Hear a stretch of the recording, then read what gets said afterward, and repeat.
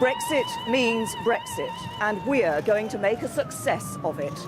D'accord, mais ça veut dire quoi? Les années 2016 et 2017 ont été une longue bataille pour le salut de la Grande-Bretagne, et je l'ai vécu de l'intérieur. We did it! C'est une bataille qui déchaîne les passions et où on ne peut être sûr de rien. Le moins qu'on puisse dire, c'est qu'elle s'est mis une balle dans le pied. Même quand la victoire semble assurée. Madame May se débrouille merveilleusement bien. Mais avant tout, c'est une bataille qui se joue dans les plus hautes sphères de l'État. Prétendre que ça va passer comme une lettre à la poste est tout à fait absurde. Ceux qui nourrissent pareille illusion n'ont rien à faire dans la politique. Une bataille tout en rebondissement, dont je veux vous faire entendre les grondements et les soupirs.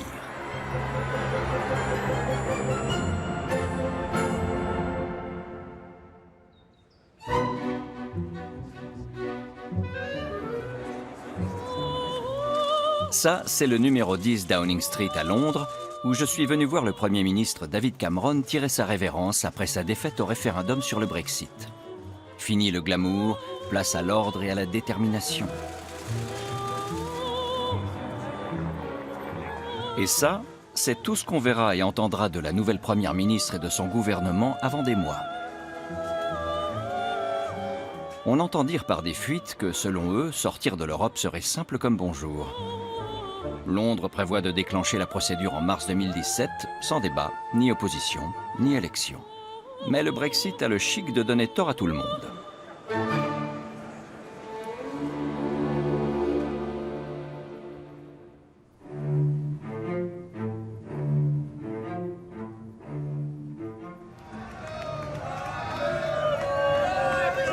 Premier revers, une citoyenne britannique, gestionnaire de fortune et militante politique, Gina Miller, dépose un recours en justice pour demander que le Parlement puisse se prononcer sur la sortie de l'Union. Les juges décident que le Parlement a bel et bien son mot à dire. Voici les juges qui ont pris cette décision. Leur verdict sera immédiatement critiqué par un puissant journal populaire. On parle d'un panel non élu de juges coupés de la réalité. Le Daily Mail est un journal répugnant. Ils devraient avoir honte. Ils ont tué le reportage politique dans ce pays. De telles manœuvres d'intimidation sont dangereuses pour la démocratie. Pourquoi une immigrée d'origine guyanienne, mère de 3 enfants, dont une fillette handicapée, déclare-t-elle la guerre au gouvernement sans le soutien d'aucun parti politique? Personne n'a pris contact avec moi. Les travaillistes non plus? Non, oh que non. S'ils m'appelaient, je leur demanderais de me rembourser mes cotisations, puisque j'ai fait leur travail. Quand tout le monde se prend la tête entre les mains en disant « Oh là là, c'est terrible », mais ne fait rien, alors il faut se battre. À l'origine de toute rivière, il y a une goutte d'eau. Et si je peux être cette goutte d'eau qui incite les gens à se rassembler pour agir, alors je serai heureuse de m'être embarquée dans cette bataille. Le verdict des juges de la Haute Cour de justice de Londres, qui donne raison à Gina au détriment du gouvernement, met fin à la lune de miel parlementaire de Madame May en encourageant une poignée de députés du Parti conservateur anti-Brexit à s'offrir une revanche. Jusque-là, le gouvernement a muselé le Parlement sur la question de l'avenir des relations avec l'Union européenne. Pourquoi? Si seulement je le savais. De quoi ont-ils peur? Ils semblent terrifiés à l'idée de permettre aux députés de voter et déterminés à nous empêcher de débattre des principes fondamentaux. En réalité, ils ne savent pas ce qu'ils veulent eux-mêmes. Il y a tellement de dissensions au sein même des plus hautes sphères du gouvernement. Dans le monde entier, le Brexit renverse l'ordre établi. Fini la diplomatie cosy. Des leaders d'un nouveau genre ont le vent en poupe. Les Britanniques ont tiré les premiers, en quelque sorte. Convaincus de la défaite de Donald Trump, Madame May et son équipe tiennent des propos très désobligeants à son encontre.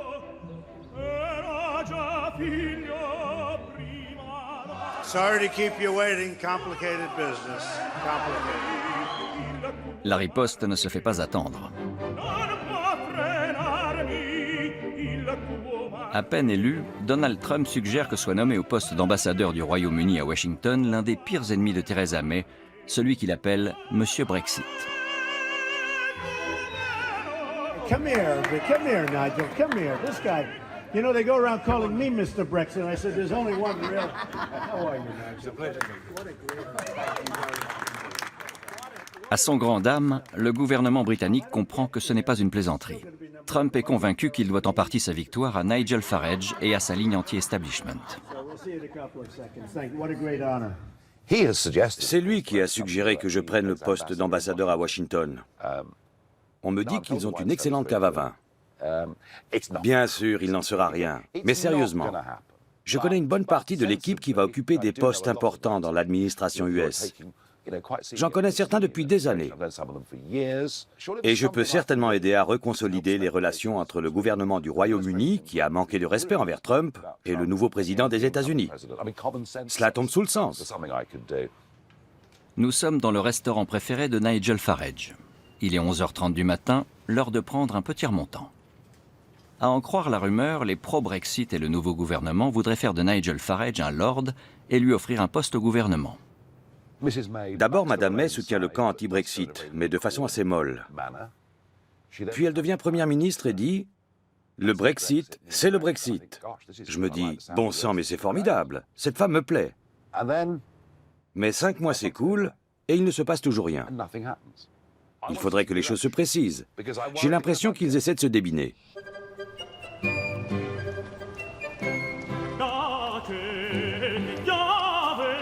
Plus que 4 mois d'ici mars, le mois qu'a choisi Theresa May pour mettre en branle le Brexit. Craignant qu'un débat parlementaire ne retarde le processus, elle conteste la décision des juges et fait appel devant la Cour suprême. Mais en marge du nouveau procès, une campagne de diffamation se déchaîne contre Gina Miller. Il y avait un bataillon de policiers chez moi hier soir. Ils ont installé des systèmes d'alarme un peu partout dans la maison, au cas où quelqu'un découvrirait mon adresse.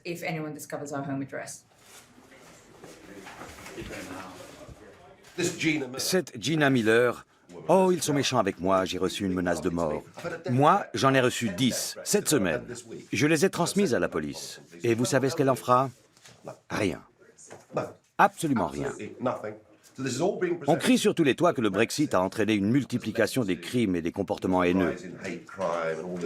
Eh bien, je suis sûr qu'une poignée de mufles s'est effectivement mal comportée depuis le Brexit, mais ni plus ni moins qu'avant, si vous voulez mon avis. Et la haine dont on fait preuve à notre égard, à l'égard des pro-Brexit, ça, personne n'en parle.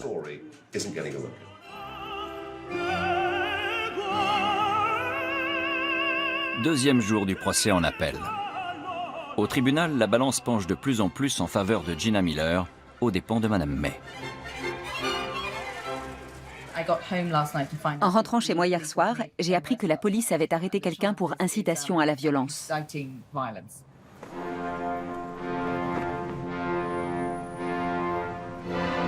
La police décide de passer elle aussi cette arrestation sous silence, de crainte qu'elle n'encourage d'autres actes de violence. À ma grande surprise, je découvre que cette crainte est partagée par les pro-Brexit, même si ce n'est pas tout à fait pour les mêmes raisons. Les conséquences d'un Brexit avorté seraient extrêmement graves pour le pays dans son ensemble. En 1832, le duc de Wellington, grand héros de Waterloo, a fait installer des volets de fer aux fenêtres de sa résidence. On lui jetait des pierres parce qu'il voulait entraver la réforme parlementaire. Il est vraiment très rare que les Britanniques descendent dans la rue pour déplorer un déni de démocratie. Mais ça peut arriver.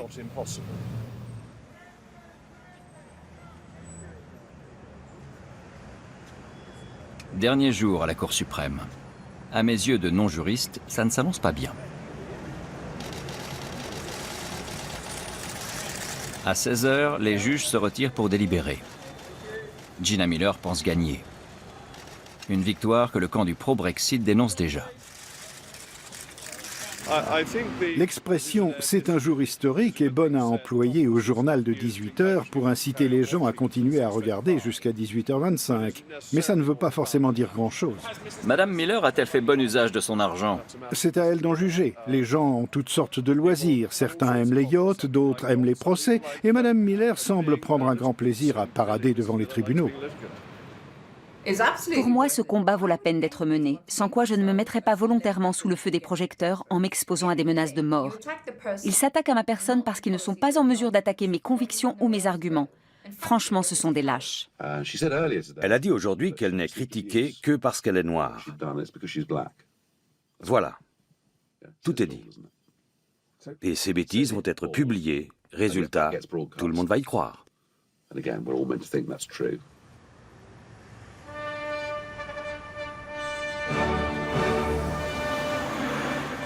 Nous voici en janvier 2017. Plus que 2 mois avant l'échéance pour déclencher le Brexit. Les juges de la Cour suprême vont bientôt rendre leur verdict. Madame May devra-t-elle obtenir l'aval du Parlement pour mettre la machine en marche? Je suis une véritable boule de nerfs ce matin. Les émotions se bousculent, mais j'éprouve déjà un certain soulagement, parce que tout cela sera bientôt fini et que je vais pouvoir retrouver une vie normale. Je n'avais pas prévu que ça se prolongerait après octobre. Je n'envisage pas le verdict sous l'angle de la victoire ou de la défaite. L'important est de faire triompher ce qui est juste. Et il est juste qu'on brandisse haut nos principes constitutionnels, qu'on discute de tout ça au Parlement. Les élus doivent pouvoir faire leur travail. Le gouvernement a eu tort de croire qu'il pouvait n'en faire qu'à sa tête. La BBC la décrit désormais comme une philanthrope pleine d'initiatives. C'est donc forcément quelqu'un de bien, non? Je trouve ça tout à fait fascinant qu'on la décrive de la sorte. L'article 50 stipule qu'un pays souhaitant quitter l'Union européenne doit le notifier au Conseil européen en respectant la procédure exigée par sa propre loi constitutionnelle. C'est pourquoi le gouvernement britannique ne peut pas activer l'article 50 sans avoir obtenu l'accord préalable du Parlement. Allô? Bien sûr que non, j'écoute le jugement. Quel crétin.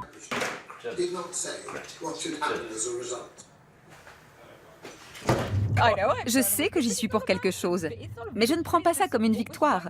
C'est ce qui aurait dû être fait dès le départ. Maintenant, on va voir ce qui se passe. Je faisais confiance à la Cour pour faire respecter le droit constitutionnel. Ce n'est donc pas une surprise pour moi qu'elle l'ait fait. Ce qui est étonnant, en revanche, c'est que tous les médias disent maintenant « Bien sûr que c'est la juste marche à suivre ». Mais où étaient-ils ces 7 derniers mois? Tous ceux qui ont soudain décidé d'être de mon côté auraient pu se montrer solidaires un peu plus tôt. La victoire de Gina Miller est une vraie épine dans le pied du gouvernement qui ne dispose que d'une faible majorité au Parlement et qui va devoir séduire d'autres députés pour qu'ils se prononcent en faveur du Brexit. Jusque-là, je pensais qu'il n'y avait aucune chance pour que Mme May appelle à des élections générales anticipées.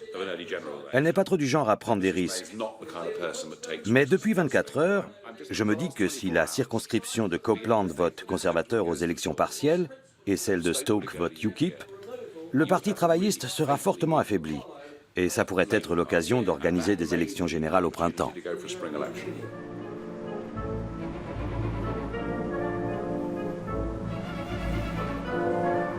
Pas d'élection nationale pour l'instant donc, mais des législatives partielles surprises à Stoke-on-Trent dans les Midlands, à la suite de la démission du député de la circonscription. Jadis mondialement réputé pour sa céramique, Stoke a connu dernièrement des temps difficiles. La pauvreté s'est installée, les bâtiments se délabrent et les habitants éprouvent un grand ras-le-bol vis-à-vis de la politique. C'est la ville de Grande-Bretagne qui a recensé le plus grand nombre de votes favorables au Brexit. Avec son programme anti-immigration et pro-sortie de l'Union, le Parti pour l'indépendance du Royaume-Uni, UKIP, espère remporter la circonscription. Ces élections pourraient être l'occasion parfaite pour UKIP de marquer des points et de montrer qu'il est en train de devenir une force nationale majeure. Son nouveau leader annonce immédiatement la couleur. Comment ça va? Très bien. On fait du porte-à-porte et ça se présente vraiment bien. Hier, les sondages nous donnaient 6 points d'avance, alors on est confiant. Et le Parti travailliste?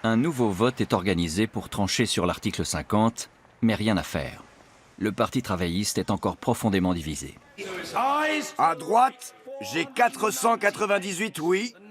À gauche, 114 non. Le oui l'emporte.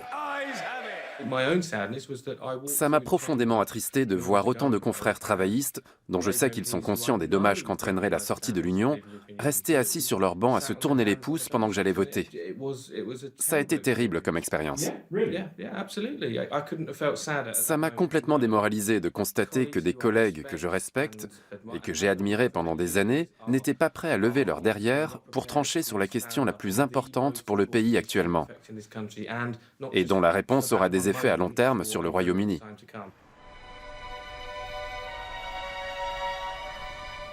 À Stoke, UKIP est en perte de vitesse. Leur succès reposait jusque-là sur deux piliers, le Brexit et Nigel Farage. Ils décident donc de remettre leur ancien leader sur le devant de la scène pour consolider leur campagne.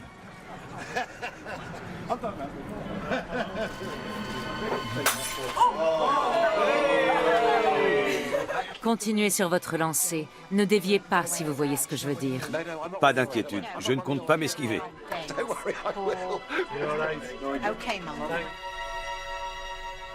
De retour dans son QG londonien, quelques jours plus tard, le politicien tient un autre discours. Les semaines qui viennent s'annoncent rudes. Je pense que UKIP va devoir faire quelques ajustements. Je ne suis pas totalement satisfait de la situation.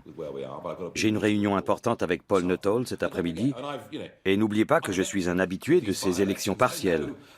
Je sais comment ça marche, et ça me ferait mal de nous voir perdre à 600 ou 1000 voix près à cause d'une erreur stratégique. Rien n'est perdu, mais il va falloir améliorer notre stratégie. Nigel Farage a raison. Le Brexit ne suffit pas à garantir la victoire de UKIP à Stoke. Le profil du candidat compte aussi. Or, Paul Nuttall fait l'objet d'une enquête policière pour avoir tenu des propos mensongers.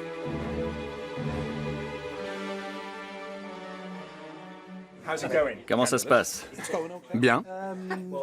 Oui, enfin, on n'a pas cessé de m'attaquer. Je suppose que ça fait partie du jeu, surtout quand la partie est aussi serrée. Ça va se jouer à très peu de choses. Et ils le savent. Et il a raison. Il suffit d'aller dans la rue à quelques mètres de là pour s'en assurer. Je vais voter contre UKIP. Je suis l'une des rares qui ont voté pour rester dans l'Union. Mon père était un immigré et c'était l'homme le plus gentil qui soit. Comment Paul Nuttall ose-t-il se montrer dans cette ville? C'est un raciste et un salaud qui veut bloquer l'immigration.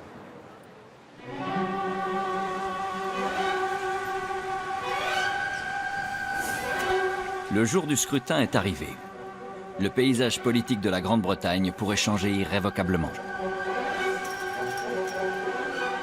La tempête Doris fait de son mieux pour l'empêcher.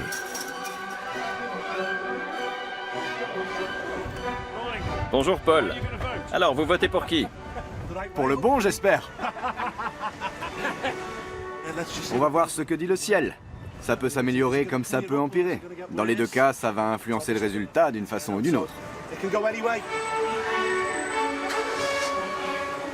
Le Parti travailliste envoie des troupes affronter la tempête Doris, craignant qu'elle ne dissuade ses plus fidèles alliés, les ouvriers, d'aller voter. En restant à l'abri chez eux, ils donneraient l'avantage à UKIP et à son programme simpliste fondé sur la méfiance. Je ne peux que prier pour que ce ne soit pas UKIP qui gagne. J'ai eu l'impression de recevoir un coup de poing dans la gueule le jour où 70% de Stoke-on-Trent a voté en faveur du Brexit. Comme si mes amis m'avaient trahi. À chacun son opinion. Mais je ne pensais pas que les gens tenaient tant à sortir d'un système qui allait forcément trouver des solutions un jour ou l'autre. J'ai très peur que ces 70% qui ont vu dans le Brexit la solution à tous les problèmes voient aujourd'hui en Paul Nuttall l'homme qui va les résoudre.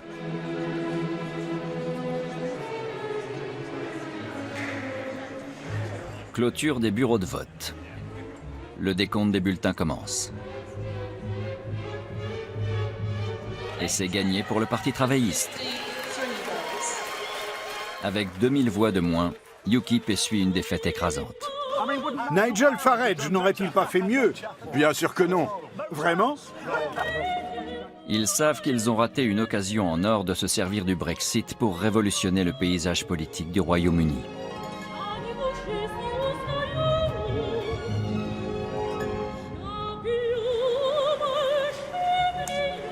Au petit matin, le parti fait ses cartons et vide les permanences. Quand je me suis réveillé, j'ai été émerveillé de lire sur Facebook des commentaires du genre « Génial, on a réussi, ça y est, Nuttall est éliminé. Vous pensez qu'il osera se montrer en ville aujourd'hui ?» On ressent un gros soulagement. Les gens sourient, ils passent leur tête par la porte et lancent « Ouf, c'est Garrett !» Et c'est vrai que c'est fantastique de savoir que notre ville est sauvée et n'a pas voulu que Nuttall s'installe aux commandes.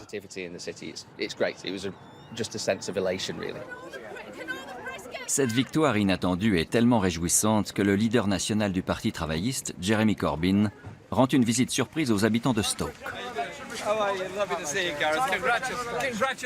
Félicitations, Garrett. Magnifique résultat. C'est formidable que tu sois élu. Permets-moi d'être le premier à te féliciter d'avoir été élu pour être le nouveau député de Stoke-on-Trent Central. Mais la visite ne se déroule pas tout à fait comme prévu.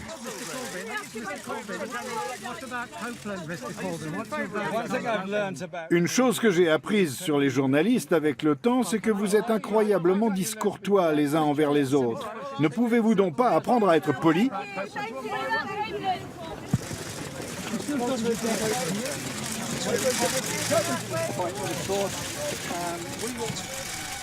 Nous ne sommes plus qu'à un mois de l'échéance fixée par Theresa May pour déclencher le Brexit, et la Première ministre est bien embêtée. Le Parti travailliste est encore bien vivant, et le Parlement, lui, est bien décidé à débattre de l'article 50. Nous ne nous laisserons pas intimider et nous accomplirons dûment notre devoir constitutionnel. Les conseillers de Mme May se moquent d'un tel discours. Selon eux, les travaillistes préféreront s'aligner plutôt que de risquer un suicide électoral. Certains ministres sont néanmoins inquiets. Il leur semble impossible de mener à bien le Brexit avec une trop faible majorité parlementaire. L'un d'eux accepte de venir m'accorder discrètement quelques instants. La procédure législative parlementaire s'annonce très compliquée. Je crois que ce sera un sacré bourbier. Ça pourrait même devenir un cauchemar parlementaire. Et deuxième chose, et c'est la plus inquiétante selon moi, c'est qu'on risque fort de se retrouver à dire dans les négociations avec l'Europe « voici nos conditions » et que l'Union européenne répondra « pas question, voici les nôtres ». À l'heure actuelle, je ne vois pas du tout comment on pourrait sortir de l'Union de façon indolore.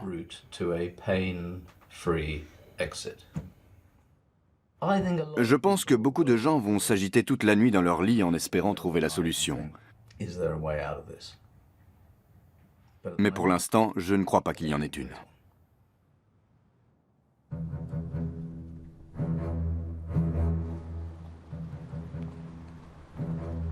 Quoi qu'il en soit, c'est l'heure de la valse aux adieux. Le 29 mars, le divorce est consommé. Le Brexit va enfin devenir une réalité.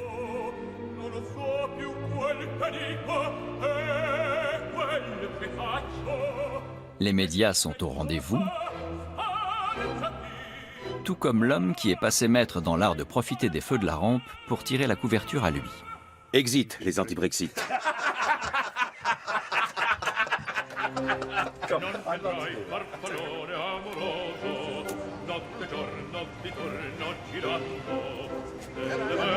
La déconfiture de Stoke semble oubliée.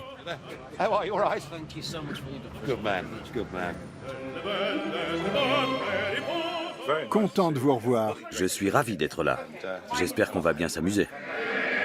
Le processus d'activation de l'article 50 est enclenché. La Grande-Bretagne quitte l'Union européenne. Nous allons prendre nos propres décisions et voter nos propres lois.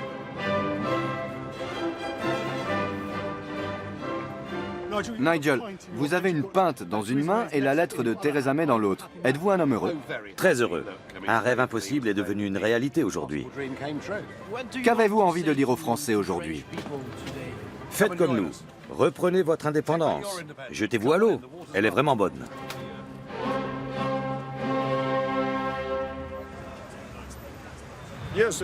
C'est une journée exceptionnelle. Le processus est maintenant en marche. Quelle a été votre première pensée ce matin en lisant les journaux? Ma première pensée, salut au jour de fête, vénérable pour l'éternité. Je peux vous le faire écouter.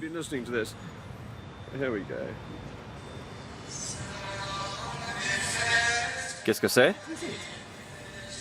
Un chant grégorien que je trouve tout à fait adapté au Brexit. Je l'écoute en boucle, à l'heure où nous allons enfin quitter l'Union européenne.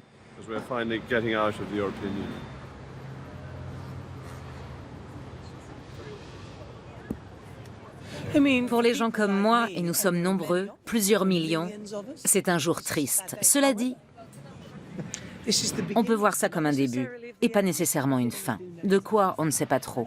Mon rôle est de rester vigilante. Qu'est-ce que les partisans d'un Brexit dur ne veulent surtout pas? Perdre du temps.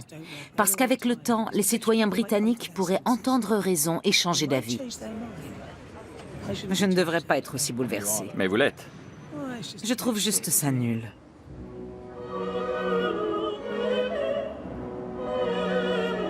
Voyez-vous ça?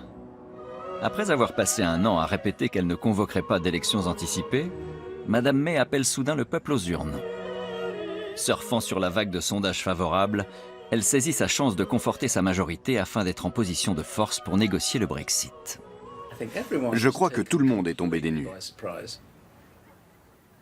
Je n'aurais jamais cru qu'elle voudrait demander l'aval du Parlement. Quand elle a pris cette décision, je me suis dit, elle va demander l'aval de la Chambre des communes parce que les travaillistes vont faire leur mouton de Panurge et dans un formidable élan sacrificiel, ils vont commettre un suicide collectif et voter pour des élections. Elle a joué très finement. Et l'idée de passer par la Chambre des communes, qui était en soi le plus gros obstacle à surmonter, a été un trait de génie. Je n'en reviens toujours pas.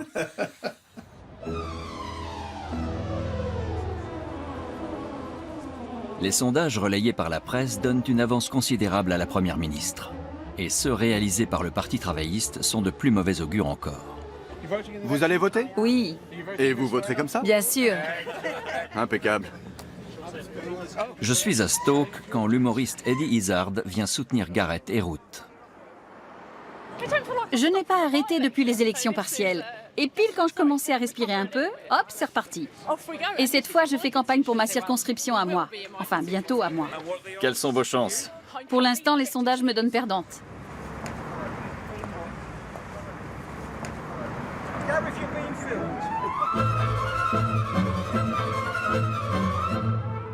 La campagne des conservateurs, elle, est placée sous le signe du contrôle total.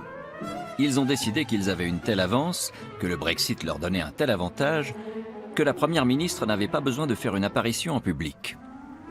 Coup d'envoi de la campagne dans les Midlands de l'Est. Ça va être turbulent. Il y aura un mercredi incertain, un mardi vexant, un jeudi à pleurer de rage. C'est dans la nature des campagnes. Mais pour l'instant, les choses sont assez stables. Personne d'autre ne marque des points. De fait, si évolution il y a, ce sera au détriment du Parti travailliste. Bonjour mon cher, c'est Ruth. Oh, comme c'est dommage que vous ayez fait ça. Vous deviez voter pour moi?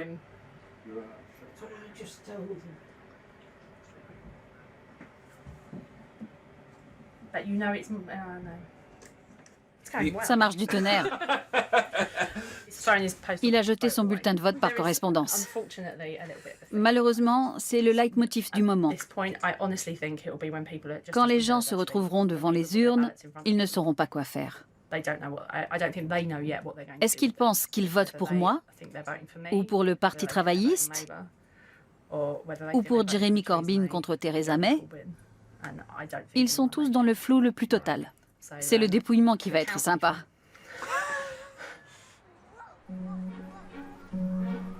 Incroyable mais vrai, imperceptiblement l'écart se resserre dans les sondages. Les travaillistes ont retenu la leçon de Stoke. Ils marquent des points en se focalisant sur le système de santé et l'économie et en évitant soigneusement de parler du Brexit et de l'immigration. Les foules se pressent pour voir Jeremy Corbyn, même à midi et sur un parking. Il réussit même à tourner à son avantage le refus de Madame May de débattre avec lui.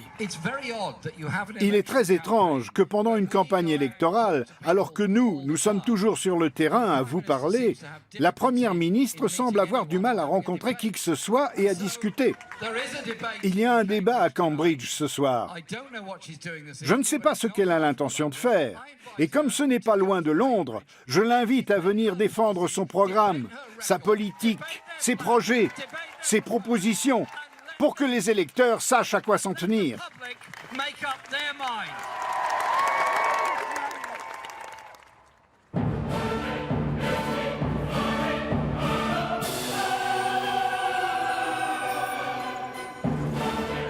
Jeremy Corbyn s'en va donc à Cambridge, où on lui réserve un accueil triomphal.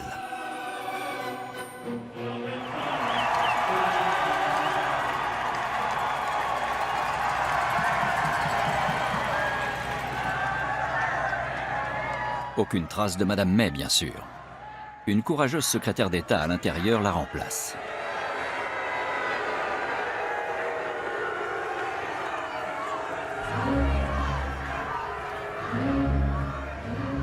Les électeurs ont encore 8 jours pour faire leur choix et ce soir, j'accueille ici les représentants de 7 partis venus défendre leurs idées devant le public de Cambridge et vous tous qui nous regardez à la télévision.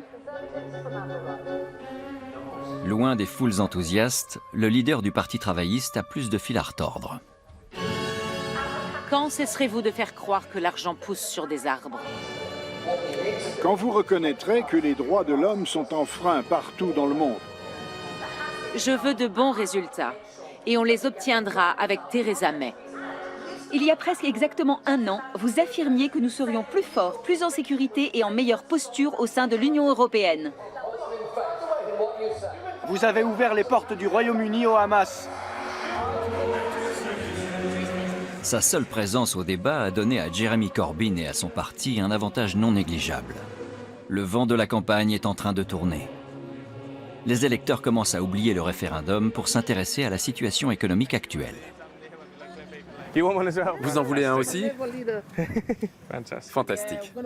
Oui, je vais voter travailliste. Ça suffit comme ça. Je travaille pour le NHS, le système de santé publique, et on n'a pas assez de personnel, pas assez de places de parking. Et quand on réclame une place de parking, nos demandes sont toujours rejetées pour une raison X ou Y. Ça devient urgent. Merci pour votre soutien. Les députés jusque-là persuadés de perdre sont soudain certains de l'emporter. Savez-vous pour qui vous voterez le 8 juin? Vous voterez travailliste? Je crois, oui. Vous croyez? Super. Aviez-vous voté travailliste la dernière fois? Oui. Alors restez-nous fidèles. Et n'hésitez pas si je peux vous aider. Vous avez là mon numéro, mon email et tout ce qu'il faut pour me contacter. Même les conservateurs les plus établis commencent à s'inquiéter. Ils ont pissé sur mon affiche.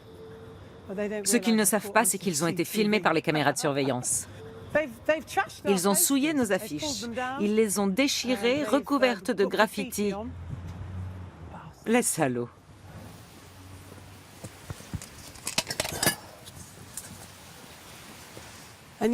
Oui, j'ai porté ces chaussures pendant toute la campagne.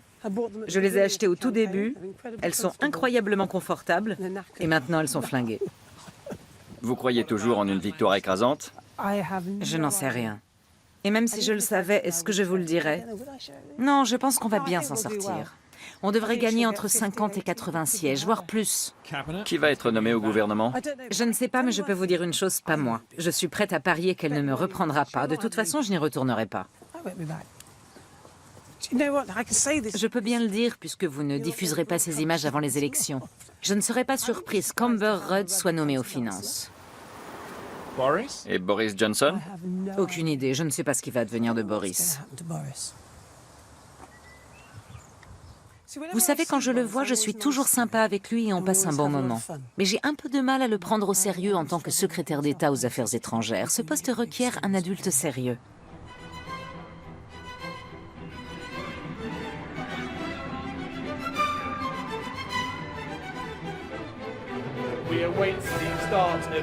Le dernier débat électoral entre Jeremy Corbyn et Theresa May va commencer dans une dizaine de minutes. Nouveau signe révélateur de la nervosité du Parti conservateur, Boris Johnson refait surface, après des semaines de silence. Il est tout à fait évident que les travaillistes n'ont aucun projet sérieux à présenter à l'Union européenne et qu'ils sont prêts à accepter n'importe quelle condition. N'importe quelle condition. Et je doute fort. Et les retraites? Et les aides sociales?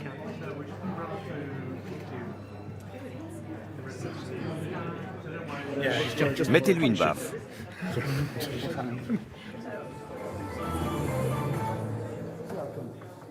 La chef de file du Parti conservateur et première ministre, Madame Theresa May.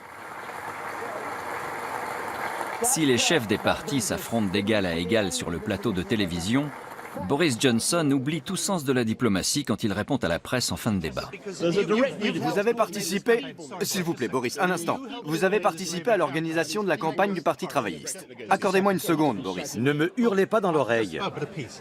Vous avez participé à l'organisation de la campagne. Il n'a jamais mis les pieds dans une banque alimentaire. Bah voyons.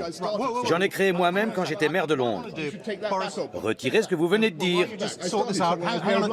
Arrêtez une seconde. J'aimerais qu'on entende Jeremy Corbyn.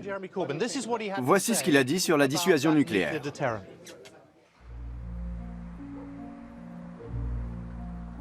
Nous sommes à la veille de l'élection et l'adjoint de Boris Johnson est tout sauf sûr de la victoire. Je dirais que l'électorat s'est retourné contre nous. La façon dont nous avons mené notre campagne a finalement redonné du crédit à Jeremy Corbyn. Il n'y a pas de quoi être fier. Certains électeurs qui votent traditionnellement travaillistes, mais qui n'avaient pas d'atome crochu avec Corbyn, se disent maintenant « Bon, au moins ce n'est pas un conservateur ». Résultat, le match est beaucoup plus serré qu'il ne s'annonçait. Ce retournement de situation est assez préoccupant.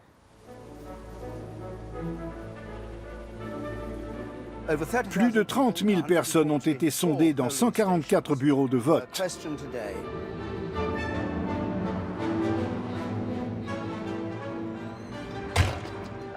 Et par la magie des statistiques électorales, nous pensons pouvoir prédire ce qui s'est passé ce soir. Nous estimons que les conservateurs sont les plus forts, sans pour autant avoir la majorité absolue à ce stade. Si ces chiffres ont une quelconque valeur, je peux mettre à la poubelle le discours de défaite que je viens de finir d'écrire. Je serais ravie que nous gagnions du terrain, mais si nous sommes effectivement dans une période d'instabilité gouvernementale, si le gouvernement n'est pas aussi fort et stable que Theresa May a voulu le faire croire, comment est-ce qu'on va négocier le Brexit? À cause de l'arrogance de la Première ministre, le pays et le monde sont plus instables et effrayants que jamais. Quand allons-nous négocier notre sortie? Nous avons activé l'article 50. Et maintenant, on fait quoi? Mon Dieu, allons-nous être pendus, noyés, écartelés si tout cela est faux?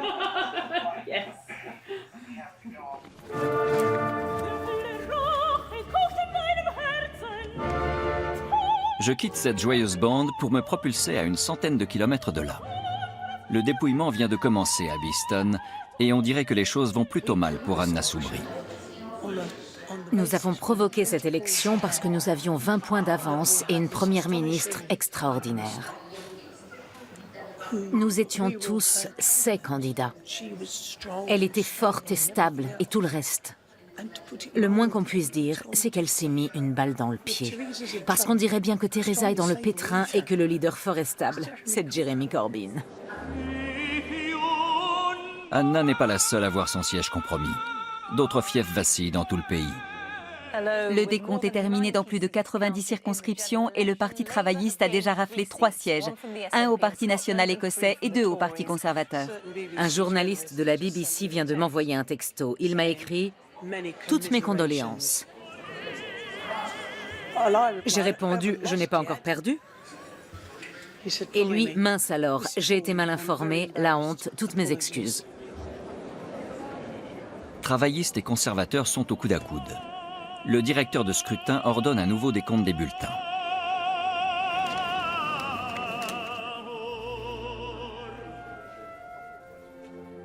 À Stoke, contre toute attente, Ruth Smith et Gareth Snell ont gagné.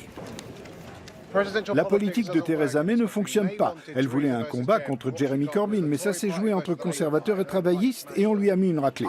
Je ne lui fais pas confiance pour diriger un pays et des négociations. Elle doit partir. Tout ça, c'est à cause de son arrogance. C'est elle qui a voulu ces élections qui n'étaient pas nécessaires.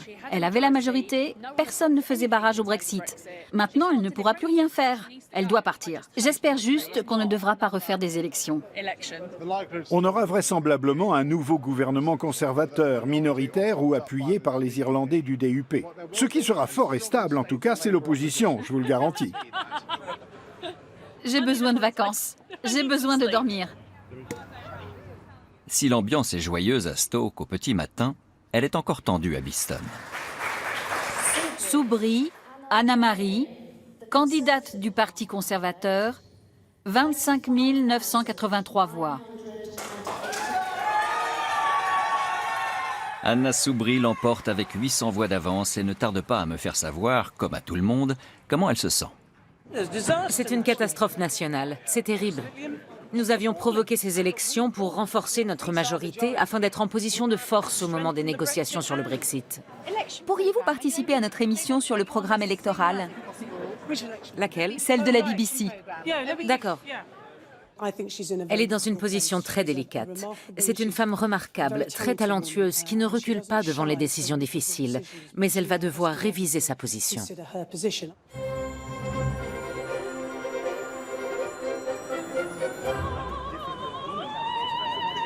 Un an a passé et me revoici au 10 Downing Street. La première ministre, comme son prédécesseur, est mise à genoux par le Brexit, le défi du siècle pour le gouvernement britannique. Les rumeurs vont bon train dans les médias. Quelle belle soirée. Corbyn a réussi à inverser la tendance. Finalement, Theresa May se rend à Buckingham Palace. Elle a réussi à former un gouvernement en concluant un accord avec le DUP, les unionistes démocrates d'Irlande du Nord, un parti ultra-conservateur. S'il est très facile de dire « débarrassez-vous d'elle », il est plus difficile de déterminer par qui et par quoi la remplacer. On risque de créer des dissensions, des complications. Ça n'en vaut vraiment pas la peine. Theresa May revient de son entretien avec la reine d'humeur combative. Il est clair que seuls les conservateurs et les unionistes ont la légitimité et la capacité d'assurer une majorité à la Chambre des communes. Je crois que l'une des vérités indéniables de cette élection est qu'elle a subi le ressac de l'onde de choc provoquée par le référendum. Il va être très difficile de légiférer avec ce nouveau Parlement. C'est une évidence. Voilà ce que nous allons faire. Et maintenant, au travail.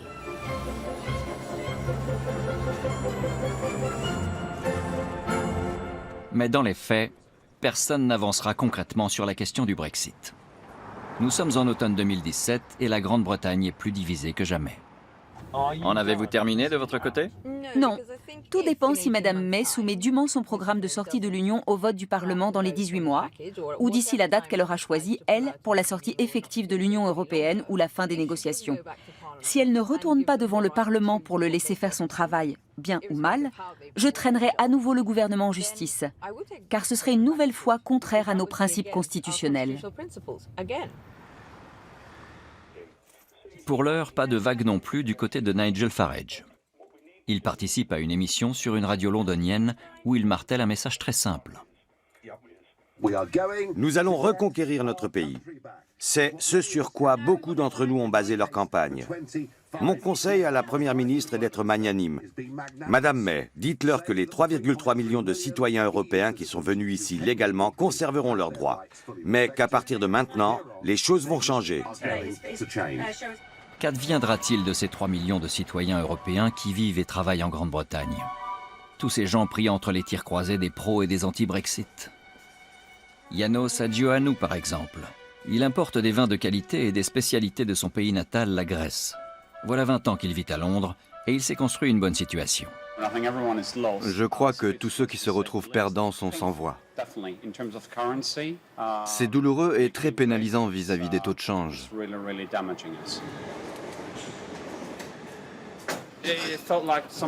C'est comme si quelque chose était cassé.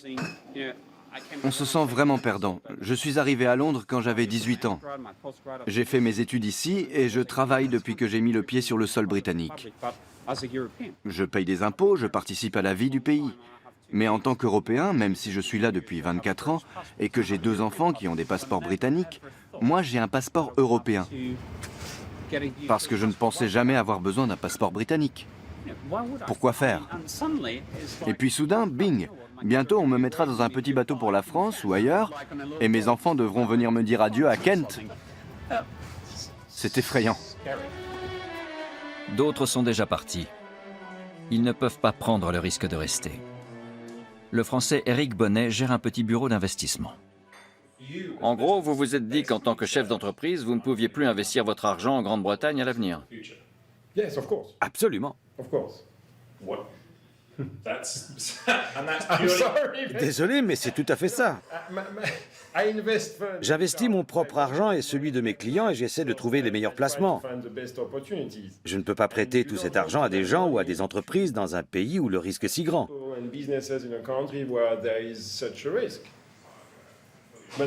Je crois que certaines personnalités politiques portent une très grande responsabilité dans tout cela, parce qu'elles ont raconté des mensonges à des fins électorales. Et cela a des conséquences très néfastes pour le Royaume-Uni.